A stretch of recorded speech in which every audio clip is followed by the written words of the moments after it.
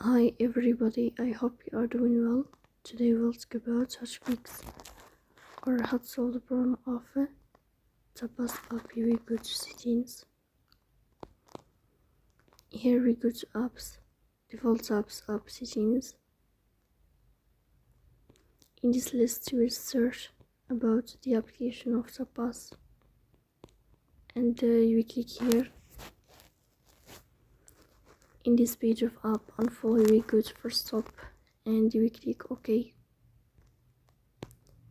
Here you will enter to the window of storage.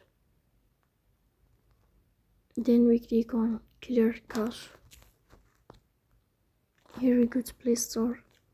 You will search about Tapas. Here we will uninstall your app and you will install it again.